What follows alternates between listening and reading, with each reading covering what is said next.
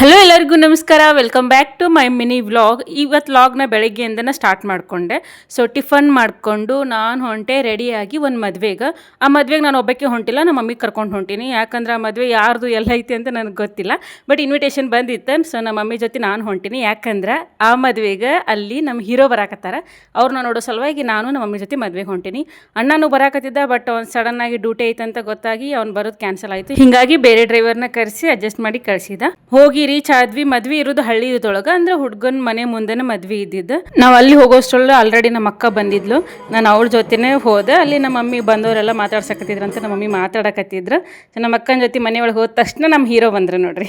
ಈ ಹೀರೋ ಸಲುವಾಗಿ ನಾನು ಮದುವೆ ಅಂತ ನೆಪ ಮಾಡ್ಕೊಂಡು ಬಂದಿದ್ದೆ. ಯಾಕಂದರೆ ನಮ್ಮ ಅಕ್ಕನ ಕಡೆ ರಿಲೇಟಿವ್ಸ್ದವ್ರದ್ದೇ ಮದುವೆ ಇದ್ದಿದ್ದು. ಸೊ ನಮಗೂ ಇನ್ವಿಟೇಷನ್ ಬಂದಿತ್ತಲ್ಲ, ಹೀಗಾಗಿ ನಾನು ನಮ್ಮ ಮಮ್ಮಿ ಹೋಗಿದ್ವಿ ಮದುವೆಗೆ. ಇವನು ನಮ್ಮ ಅಕ್ಕನ ಸಿಸ್ಟರ್ ಪಾಪು ಇದು. ಸೊ ನಮ್ಮ ಶುಕ್ರತಿನ ಎತ್ಕೊಂಡು ಈ ಸಣ್ಣ ಪಾಪನ ಎತ್ಕೊಳ್ಳೋಕೆ ಆಗಾಕತ್ತಿಲ್ಲ. ನೋಡಿದ್ರೆ MS ಇದ್ರೊಳಗೆ ಪಿಡಿಯಾಟ್ರಿಕ್ ತೊಗೊಂಡು ನಾನು, ಆದರೆ ಪಿಡಿಯಾಟ್ರಿಕ್ಸ್ನ ಎತ್ಕೊಳ್ಳೋಕೆ ಆಗಾಕತ್ತಿಲ್ಲ ನನಗೆ. ಆಮೇಲೆ ಇವನ್ನ ಎತ್ಕೊಂಡು ಎಷ್ಟು ಅವ್ನ ಒಳಗಡೆ ಅಳಾಕತ್ತಿದ್ದ, ಶೆಕೆ ಆಗತ್ತೈತಿ ಅಂತ. ಸೊ ಹೊರಗಡೆ ಬಂದಿದ್ವಿ. ಅಲ್ಲಿ ಮದುವೆದೊಳಗಿರೋ ಗಂಡು ಮಕ್ಕಳನ್ನೆಲ್ಲ ನೋಡಿ ಇವನು ಅಲ್ಲಿ ಮಾಮ ಅದಾನ ಅಂತ ಕೈ ಮಾಡಾಕತ್ತಿದ್ದ. ಅಂದರೆ ನಮ್ಮ ಅಣ್ಣ ಅದಾನ ಅಂತ ಕೈ ಮಾಡಾಕತ್ತಿದ್ದ. ಪಾಪ ಇದಕ್ಕೆ ಸ್ವಲ್ಪ ಆರಾಮನೂ ಇರಲಿಲ್ಲ, ಹೀಗಾಗಿ ಕಿರಿಕಿರಿ ಮಾಡಾಕತ್ತಿದ್ದ. ಸೊ ಗಾಳಿಗಂತಂದು ಮನೆಯಿಂದ ಹೊರಗಡೆ ಎತ್ಕೊಂಬಂದು ನಿಂತಿದ್ದೆ. ಅದಾದಮೇಲೆ ಸ್ಟೇಜ್ ಮೇಲೆ ಹೋಗಿ ವಾಪಸ್ ಕೆಳಗಡೆ ಬಂದು ಇವ್ನಿಗೆ ಭಾಳ ಹಠ ಮಾಡಾಕತ್ತಿದ್ದ ಅಂತಂದು ನಾನು ಇವನ್ನ ಅಲ್ಲೇ ಇದ್ದ ಒಂದು ಅಂಗಡಿ ಕರ್ಕೊಂಡು ಹೋಗಿದ್ದೆ. ಅಲ್ಲಿ ಹೋದ್ಮೇಲೆ ಅಂಗಡಿದೊಳಗೂ ಸಹ ಮಾಮ ಅಂತ ಕರೆಯಾಕತ್ತಿದ್ದ. ಅಂದರೆ ನಮ್ಮ ಪಪ್ಪ ಆದಮೇಲೆ ಹಚ್ಕೊಂಡಿದ್ದ ಅಂದ್ರೆ ನಮ್ಮ ಅಣ್ಣನೇ ಇವನ್ನ. ಸೊ ಅಲ್ಲಿಂದ ಬಂದು ಊಟ ಮಾಡಿದ್ವಿ. ಅದಾದಮೇಲೆ ಇನ್ನೂ ಸ್ವಲ್ಪ ಇವನ ಜೊತೆನೇ ಟೈಮ್ ಸ್ಪೆಂಡ್ ಮಾಡಿ ವಾಪಸ್ ನಾನು ನಮ್ಮ ಮಮ್ಮಿ ನಮ್ಮ ಊರಿಗೆ ಹೊರಟ್ವಿ.